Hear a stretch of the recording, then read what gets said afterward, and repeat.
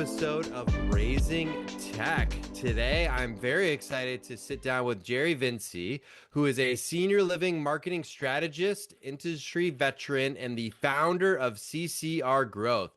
With nearly 30 years of experience in sales, marketing, and operations, Jerry has built CCR Growth into the go-to demand generation agency for senior living providers who want to increase occupancy, retention, and profitability.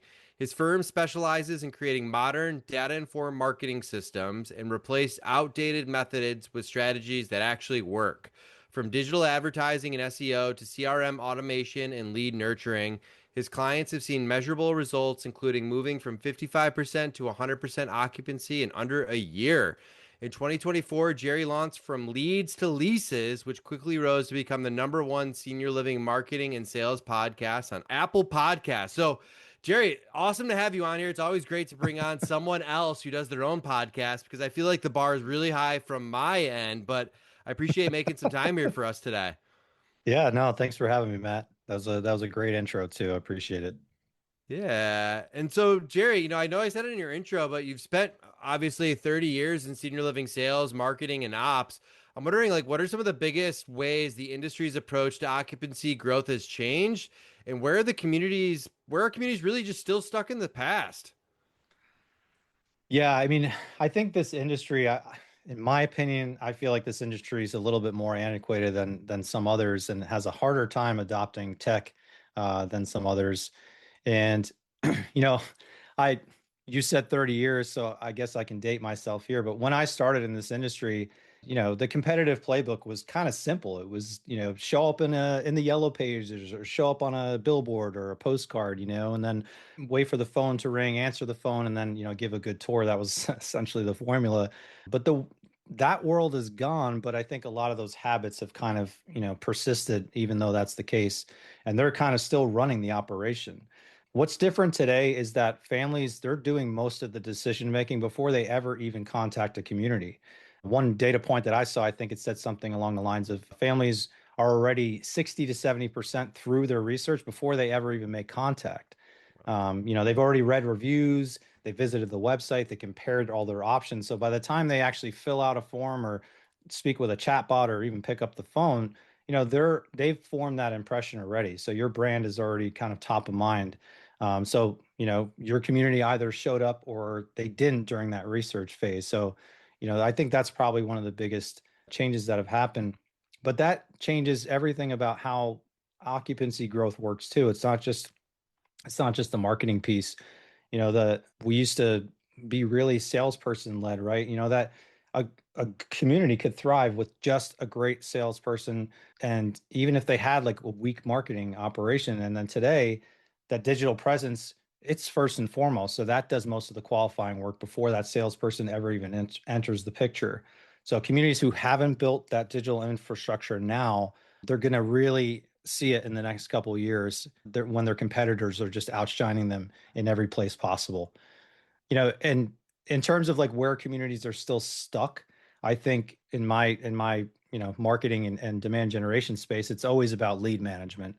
There's this kind of like mental model that is kind of still active where the lead arrives and then a human handles it and then something else happens. And yeah, it's fine in most cases, but the idea now is, can we build a system that would guarantee what happens next?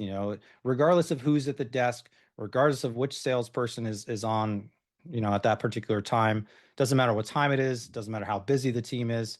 What if there was a system that you could build that instead of it's just responding to leads, you actually have a system that guarantees a response and a way to follow up. So that's probably one of the biggest areas. And then the second would just be attribution. We see a lot where and for your audience that doesn't know what attribution is, it's essentially how you figure out which touch points within your marketing are actually producing results. So, can I see that this lead came in from a Google search or Facebook ad or a Google ad campaign or our newsletter? All of those things play to attribution, and that ultimately will help an operator make more informed decisions. So they're not basing their budget decisions on feel. They're focused solely on what the evidence and what the data is telling them. Yeah, it's a great point. And, to your point about this industry being antiquated, I find it so many times, man, especially from the marketing and sales side. I remember I was talking to my friend the other day, who's a VP of marketing at a small multi-site. And like right Mhm. now, their website lead form's not even set up to their CRM, which you think would kind of be No some brainer. 10 yeah, Yeah. like some 101 stuff. Yeah. Sorry to that person. I won't call you out by name, but it's just like those little things that you're like amazed by of like of just not getting with the times. Because and I know with you, Jerry, like one of your themes, right, is like modernize or miss the moment. And why is this like right now in time just such a pivotal moment for some of these senior living operators? And what's at risk for those communities that are just off-putting and delaying their tech adoption? Yeah, I mean that's probably the question I think. And when I talk about this, this isn't just like a conference theme or a talk about being like future ready. You hear people talk about being future ready all the time. But there's a big gap between the operators who've built a modern system already and the operators who haven't even started. And it's not about prepping for tomorrow. It's about understanding what's actually happening today, because I just feel like tech moves so fast people don't even get a handle on it before we're already on to the next thing. So within senior living, I think, it's easy to miss tech adoption because it's kind of always felt optional for this industry. It hasn't been something that's really just been universally accepted across the board. You can get by without a CRM if you have a great salesperson, or get by without the digital marketing piece of it if your networking was strong, or if you've got a great referral system set up, or you can even get by without reputation management. But now those workarounds, they're not as reliable as they used to be. Like I said, families are making those decisions and doing the research before they ever even reach out. And who is making the decision has also changed too. The families making decisions today, they're the young adult children, right? And many of them are millennials, and they default to digital research. They want fast responses. They read reviews, the way a previous generation might read a brochure, for example. So they're they have a much lower tolerance for like a clunky intake process. And so the communities that impress people today, they're not necessarily the ones that have the nicest lobby. It's going to be the one that answered their inquiry the fastest. If somebody's inquiring at 9 p.m. and they don't hear from the community until say noon the next day, they've most likely already made a choice, or they're already scheduled a tour to other communities. So I think that's probably one of the biggest challenges in terms of why modernize. And then for risk, I actually think there's three things that are at risk if communities are delaying. And I think first and foremost, it's going to impact families. And, families are active searching, and they're forming in those impressions pretty quickly. So if a community's again taking 9 hours or 12 hours to respond, or maybe they have Google reviews that are like 5 years old. You see that a lot, or somebody has to pick up the phone and call just to get like basic info about pricing and availability. They're definitely going to lose to their competitors. And the problem with that is that it's not really measurable. Like that loss is kind of like a silent loss. They're not sending an angry email, breaking up with the community. They're not telling them that they're moving in somewhere else. They just moved on to another community. So how often is that happening when someone doesn't have proper digital infrastructure? It happens more than people might think. The second area that's at risk, I think, is the staff, because they're spending time with like disconnected systems. They're still A lot of them are still handling spreadsheets, dealing with email inboxes, and like even doing like paper intake and things like that. So they're doing a lot more manual work than they need to do. So if they can modernize their system, that's going to free up capacity, and then the staff can obviously spend time on like the conversations that require a human, which is the whole reason why they probably are passionate about this industry to begin with.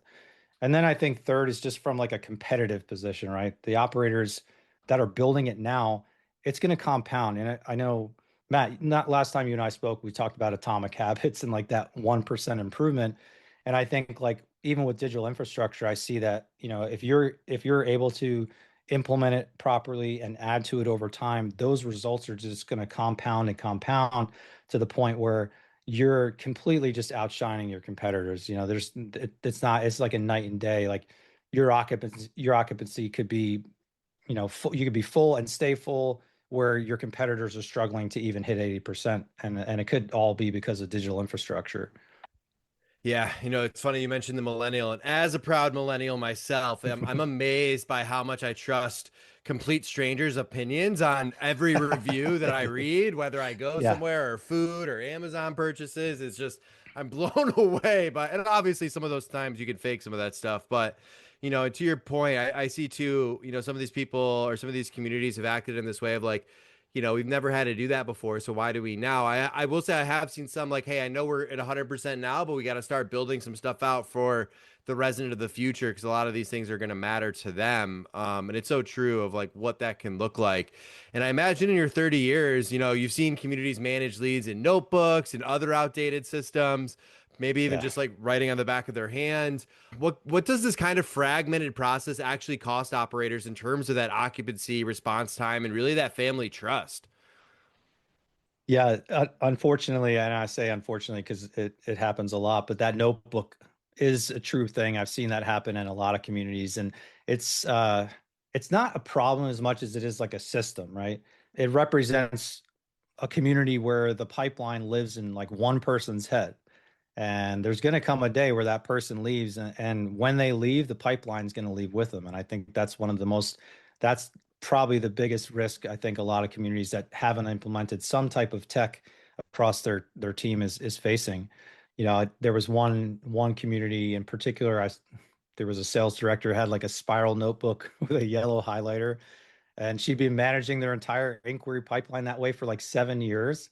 And she was great at her job. She knew every family. She remembered like the context of every conversation. You could ask her anything about any prospect or any resident, and she knew all of the information. So she wasn't the problem, but the problem was that knowledge, it wasn't a system. It meant that like it couldn't be reviewed, it couldn't be handed off, it couldn't be measured. And so the day she gives notice, if she ever gives notice, you're not just going to lose the salesperson, you're going to lose that entire pipeline, and even that person's follow-up history and all of those things that matter when it comes to like we're living in a time where there's multi touches in every single lead. They're getting touched 6, 8, 10, 12 or more times throughout that sales process. So are those, if those aren't being recorded into some kind of system, it's just kind of chaos all across the board. So, that's probably one of the biggest risks that I see. And then I think it's just like the fragmented process that people have. They have an inquiry system that's kind of working, but they have gaps, right? Like they can go maybe 12 or 13 hours before responding to a prospect or something like that. That can be a major problem because all that time that you're just that person sitting and waiting, they're not just waiting for you, they're probably speaking to two or three other communities at the same time. So that's kind of where that notebook story comes in. And then I think occupancy and response time, the costs there are definitely quantifiable. The biggest one I think that's hard to measure is like the family trust, because Mm. it's damaging over time.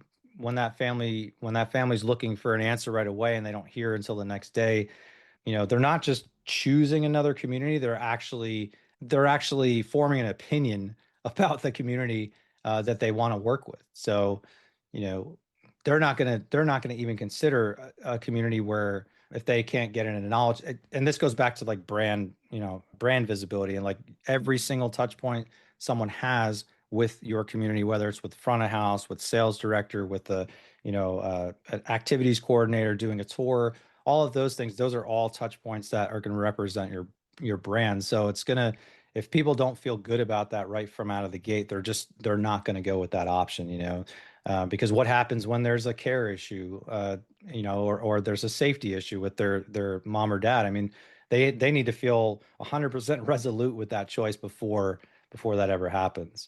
So yeah, I think those are probably the biggest risks that we see.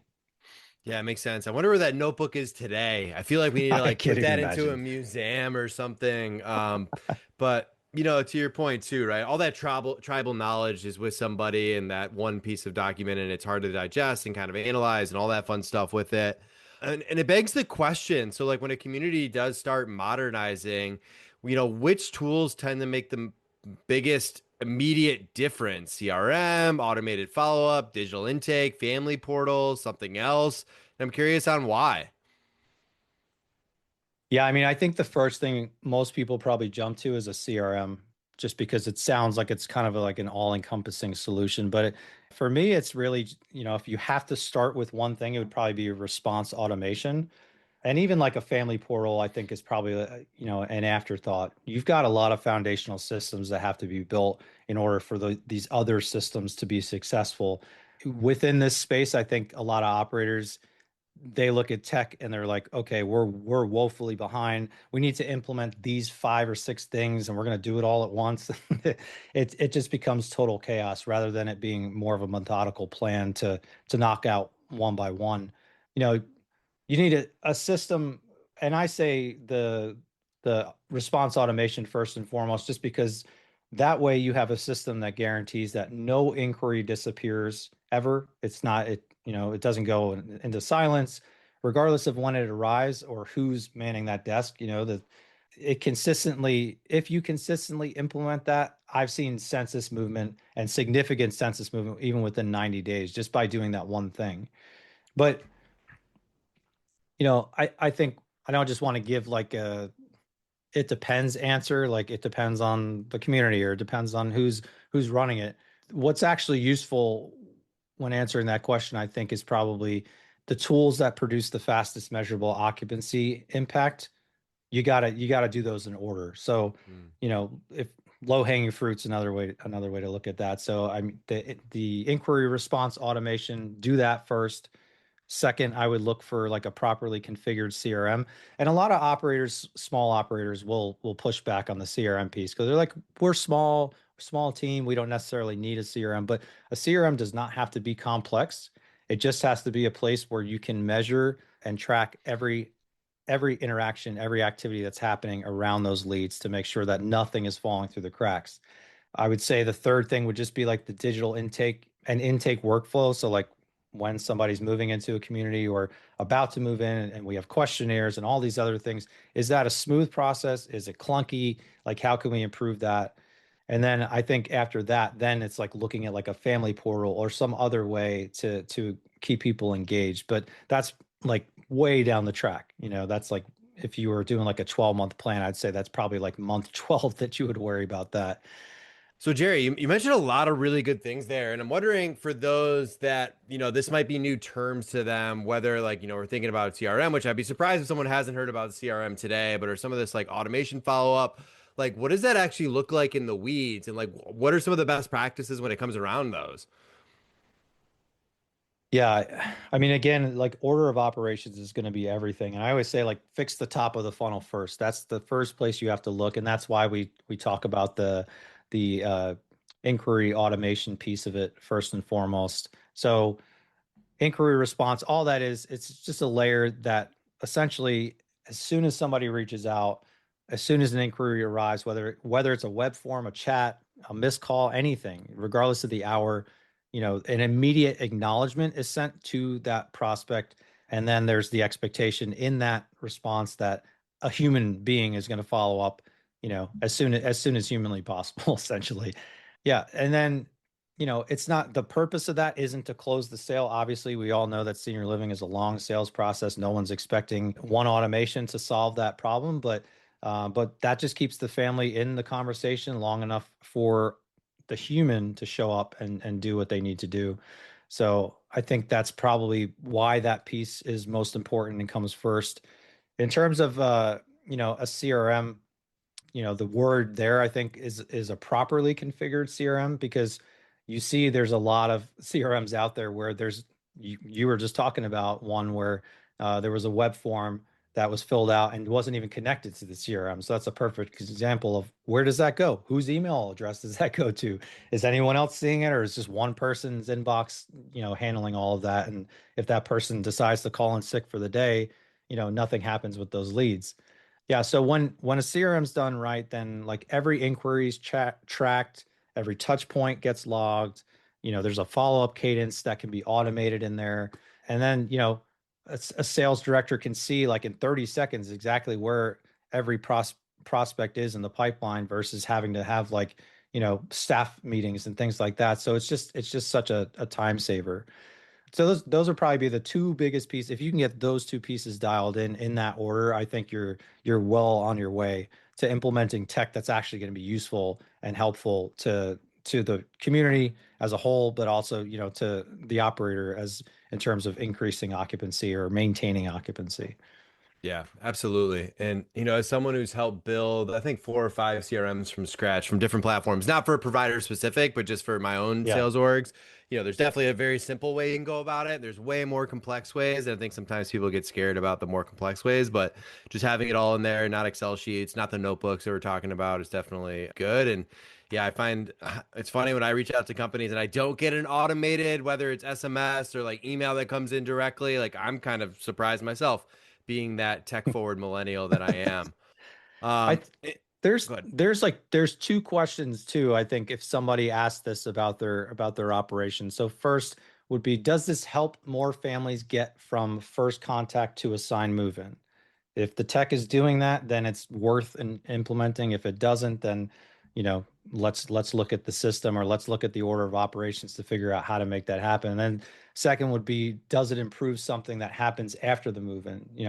Both matter obviously, and they're funded differently. So you'd have to weigh your options or decide what piece of tech makes sense for your community. But those questions, we want to make sure we're staying focused on the end outcome, on what's going to benefit residents, what's going to benefit staff, what's going to benefit families, or what's going to benefit the operation as a whole, and keep that like first and foremost when we're thinking about tech. Yeah, I love that. And Jerry, before I get into this next question, I feel like we deserve an award because this is our first time talking about AI here on a tech podcast. I don't know how many minutes we're in now, but I feel like we got to get some sort of award. But AI is everywhere in sales and marketing and then some right now. And from what I've seen, a lot of senior living operators are still figuring out like what's real versus hype. Where do you see AI making the biggest practical difference today? I think, and it's not necessarily solely an issue in this industry, but I've found it to be a problem in this industry, is that a lot of what's being sold as AI is actually just like pattern matching automation, but it's being called AI. And it obviously that's useful to have, but understanding what AI is actually doing and what it isn't doing is going to separate the operators who deploy it well from the ones who are buying it and wondering why nothing changes, essentially. So there's three places where AI can make a real difference, like a practical difference right now in senior living marketing and sales. So let's look at, say, intelligent follow-up sequencing, for example. That's one of the most important pieces, and I've already kind of talked a little bit about follow-up sequences, but an AI-driven follow-up tool is pretty cool because not only is it automating the response, but it can actually adapt the timing, adapt which channels it gets sent out on, and the message of follow up can be based on like the prospect's behavior. So maybe you know they're looking at specific pages on the website, or they're coming in through a specific platform that was running a specific ad. Knowing those things ahead of times, you can change the follow-up sequence or what's being said by using AI to help kind of navigate and learn more about that prospect's behavior signals. What are they opening? What are they clicking? What site revisits? Like what pages are they revisiting on the site? A lot of automation sequences right now, it's just kind of like a fixed calendar sequence. So, they fill out the form, and then on day 4, we're going to send them an email. Day 7, we're going to send them an email. Then we're going to wait a week. Then we're going to send another email. But that cadence doesn't necessarily work, with every family. So making sure that like a family who revisits a memory care page 3 times is going to get a different touch point than a family who hasn't engaged since they initially sent out their first inquiry. So it's, behavioral adaptation, I think, is like a great use of AI implementation that operators could look at. Second would be like content creation with with editorial oversight. We'll say you can't just expect an AI tool to be able to kick stuff out without a human reviewing it. I think especially in senior living, there's liability, there's compliance, there's all sorts of issues that can come up if that content is not specific enough to that one community. But there's a ton of tools out there. There's LLMs. There's other tools out there that can draft email nurture sequences, FAQ content, captions for your social posts, things like that. And obviously, that can happen way faster than any human can do it, or in terms of like the volume of output, it can do that a lot faster. But you've got to be involved in the process. If it's used right, those tools can even a small marketing team can produce a giant content, a volume of content than they did before. But if they do it wrong, then it ends up just being like generic copy. You hear like AI slop all the time, right? So like generic copy, it sounds like everybody else.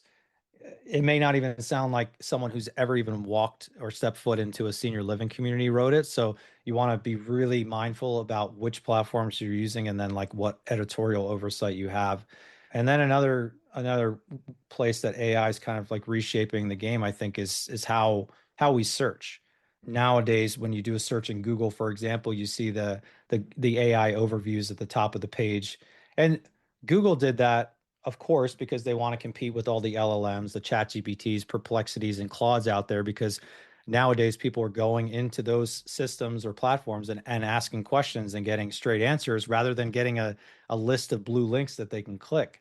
So the AI overview, not only does it keeps people from going out, to another LLM to find information, but now people are also getting answers directly in Google rather than just a list of results. And I think part of that is the way that people search has changed. Before it was like, senior living near me, or assisted living in Omaha, Nebraska, something like that. But now it's like, who are the best senior living communities in Omaha, Nebraska? It's more question and response oriented. So thinking about AI, thinking about your community's content, does it answer those types of questions? Is it built with the right structure? So make sure your Google business profile is filled out fully. Make sure you have reviews that are coming in on a regular basis and that you're responding to them probably within the first 48 hours. Making sure it's called NAP, so name, address, and phone number. Make sure that data is accurate across all the directory listings online. So you'll see often that like your Google information will be different than say Bing, or maybe trying to think what Yelp, something like that. So when that data is not consistent across the board, it sends signals to these platforms that you're not necessarily a trustworthy entity, or we're not sure exactly what it is you do. So we're just not going to show you in the search results. So making sure those little things are done is going to make a big difference. And the one place I would say should not be automated, or should not, and there's a lot of AI hype around this, I think. I say it shouldn't be automated. I'll say it shouldn't be fully automated, would be sales conversations. You see, there's a lot of tools out there that advertise that they can handle this. For example, chat bots that are like positioned to be able to handle the senior living inquiry conversation end to end. They can qualify the family, they can understand that family situation, and then nurture them towards a tour. I think that's underselling the complexity of what the conversation actually requires. You can't dehumanize that process. A family navigating, for example, a parent's cognitive decline or something like that, you know, as it stands right now, isn't able to understand the difference between or understand the gravity and the weight of that conversation, right? So I think that for the time being, anyways, and I'm always going to say the time being because who knows what the future holds, but as of right now, I think that's where kind of AI misses the mark. And when people implement these tools blindly and they don't think about how that's being received by the family on the other end, I think that's where they lose out. Yeah, a lot of really great information in there, Jerry. And one of the things I'll mention too, that's so important, I think, is that editorial oversight. So many times you see people just copying, pasting, and not reading or like doing Yeah. anything. And I remember asking ChatGPT in the early days, I was like, "Who is Matt Reiners?" And they're like, "Matt Reiners got his MBA from Stanford." And I don't have an MBA, but I was like, "That is completely accurate. Make sure you tell everybody else that ever asks about me." But just making sure what you're getting out of there is accurate. And to your point too of like, how do you use that? I think the chatbots is a really good point. It can handle some of the stuff, but too many times, you see the story. It's not so much senior living specific, but people I saw like a car dealer was going back and forth with a chatbot and basically got it to agree to give a car away for 1 cent and made it legally binding. So the car dealership like had to do it, right? So there's just Yeah. like it's just wild things out there.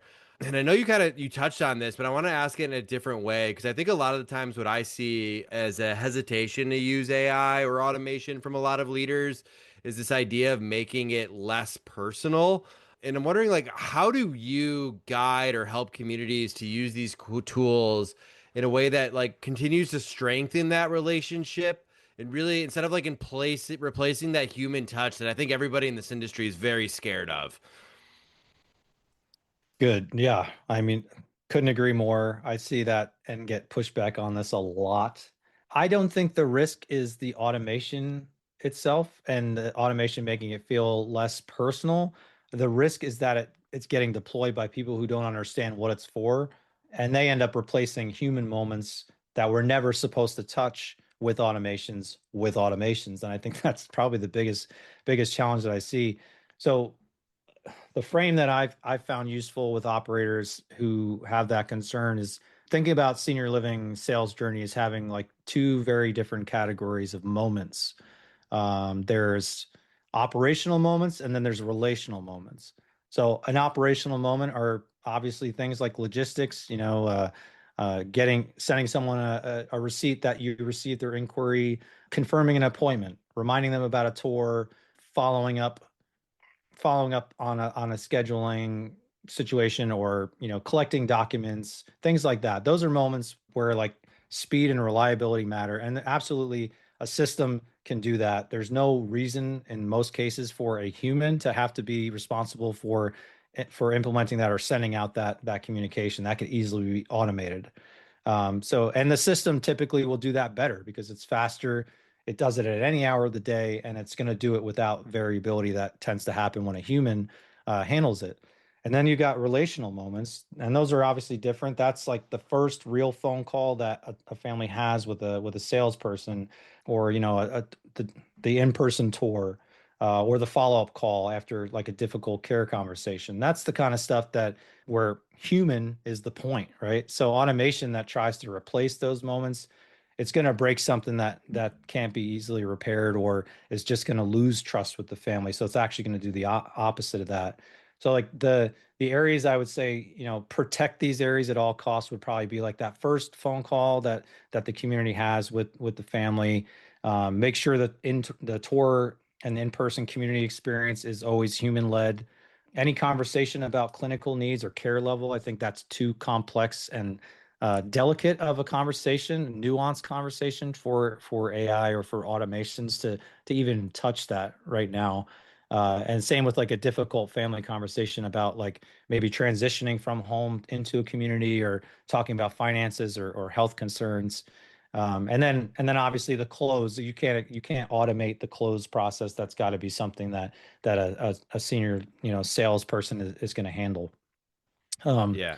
so I think when automation is done right, and I think this is something that operators need to hear, is that when it's done right, families don't experience it as automation at all. They just experience it as a community that's, organized, they're attentive, and they're respectful of that family.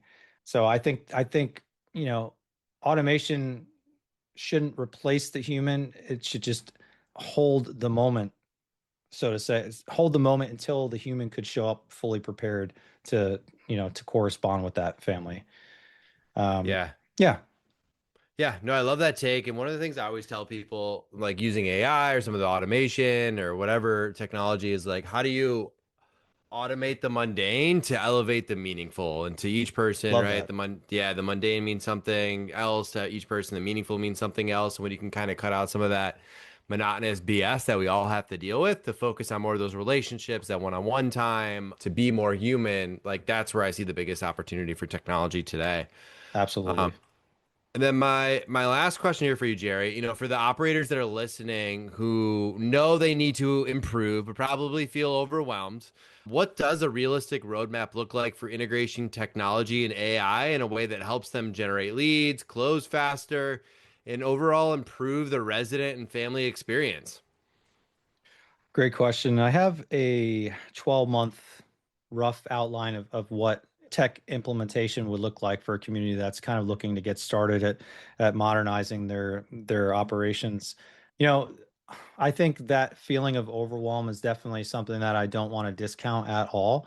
But I think it's often misdiagnosed. It's not usually that there's too much to do, which might seem like that on the surface, but it's usually that there's not a clear starting point. So everything feels urgent. Like I said, somebody trying to implement 5 or 6 different things at the same time because somebody told them they need this, another person told them they need this, their competitor's using this. You see that a lot, and they can't even tell you why they're implementing it. They just feel like if they don't, they're going to get left behind. Even like you see vendors selling operators on things they don't need. The vendor who's selling the CRM might say that's the most important thing, or they're working with a consultant and a consultant tells them they need to start with attribution, or they go to a conference and they say, oh no, you need to start with AI, nothing else matters. So that whole framework of modernizing, it actually is a word that produces anxiety for operators more than not. So here's like a 12, it's 3 phases essentially, and over 12 months, if you implement this, I think you'd be well on your way to setting yourself up for success for the future. Phase one typically would be like your first month of implementing tech, and what you want to do before you implement anything is diagnose where you're currently at, right? So the best way to do that for any operator, I don't care how big or small you are, is to mystery shop your own community. If you submit a web inquiry, pretend you're, a prospective family, try submitting it at 9 p.m. on a weekend, and then maybe call into the community, ask questions that a real family would ask, and then document what happens. A lot of times, operators will see that's why their occupancy is leaking. More than any vendor demo will tell you. So that would be like part first thing I would do. Second would be to kind of map the inquiry journey. So from the moment a family finds your community online to the moment that they move in, what are all the steps that you typically take? Which steps are currently being handled by a human, where a human's required, and where could a system be put in place that would do better than a human solution would? And then look at those gaps. There's steps that nobody owns, and there's going to be steps that people do own. So like looking at both of those is going to be important. And then lastly, audit what you already have. So there's a lot of operators that they have more tech than they actually think they do, and a lot of times it's just configured poorly. So before you buy anything new, find out what you're already using, because I've seen teams where the CEO, I'm sorry, the executive director purchased a piece of software, and then, the director of nursing purchased something else, the sales director purchased. So they might have 3 or 4 pieces of tech that aren't even all talking to each other, that each department is using independent of each other. And that creates such a problem. So look at all those pieces of tech. Maybe you've got unused seats in your CRM, or automation sequences that nobody's reviewed for the last 2 years. All of those things are going to add up. So that's kind of, month one is really just doing your research. And then phase two would be kind of fix the high cost gaps first. So if this would be like months 2 to 4, you want to look at your response infrastructure. So deploying whatever it takes, whether it's automation, staffing changes, workflow redesign. You want to make sure that you are speeding up that speed to lead or speed to response time, however you can do that. You want to make sure that you're building a system where there's a guarantee that, no inquiry is going to wait more than, say, best case scenario, more than 1 business hour for a human to reach out, if there's that automation sequence in place. But ideally within the first, 12 hours, there's going to be multiple touch points. Second, you want to look at configuring or replacing your CRM if you've got one, or maybe reconfiguring it if you've done that but you haven't done it in a while.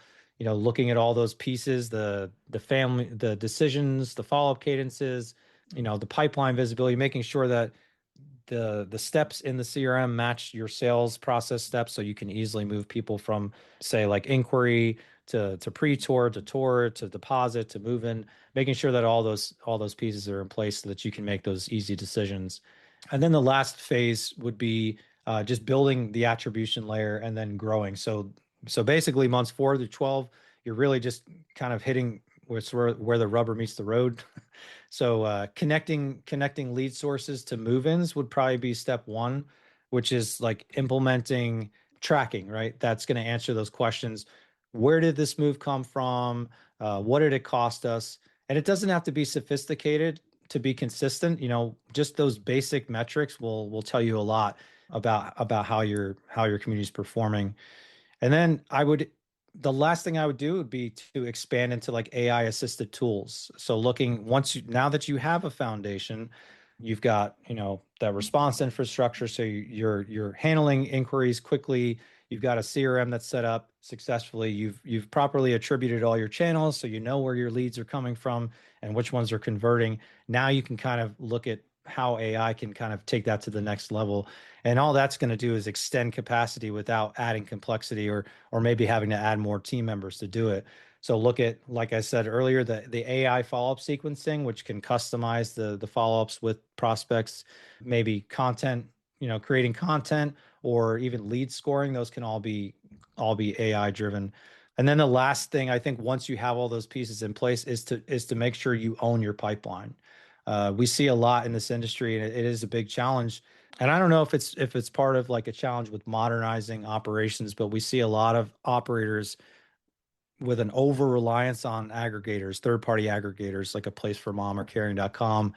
They, some communities, 70-80% of their move-ins come from those sources. So we want to make sure that your final step is kind of to make sure you're looking at your local search presence, your direct referral relationships, making sure that those are generating enough inquiries so that the community can own that pipeline and not have to rely on a third party, which is obviously going to drive down your NOI and just overall, frustrations between the families and the community, and obviously the cost of acquisition. All of those things are major factors. So that if you can implement that system over 12 months, you're gonna have a solid tech foundation to be able to move into the next phase of the future, I think. I love that. Well, Jerry, I appreciate you kind of mapping that out. Now you got me wanting to go look at our own CRM and stuff and just making sure that's optimized. And for those that want to get in touch with you, learn more about what you're working on, where can they find you? Yeah, no, thanks for having me today, Matt. Really appreciate it. And anyone who's interested in connecting, feel free to find me on LinkedIn. You search for Jerry Vinci, you can find me. And then our website is ccrgrowth.com. I love it. Well, Jerry, I appreciate you dropping some knowledge on us today. I definitely learned something myself. So appreciate you and all the energy, passion, and dedication you've brought to our industry for over 30 years. Thanks, Matt. Thanks for having me. You can find us online at raisingtechpodcast.com, where you can see all of our episodes and contact us to provide feedback or submit an episode idea. We are on social media everywhere at Raising Tech Podcast. If you enjoy Raising Tech, please leave us a review and share with a friend. Music is an original production by Tim Riesig, one of our very own Parasol Alliance employees. As always, thank you for listening.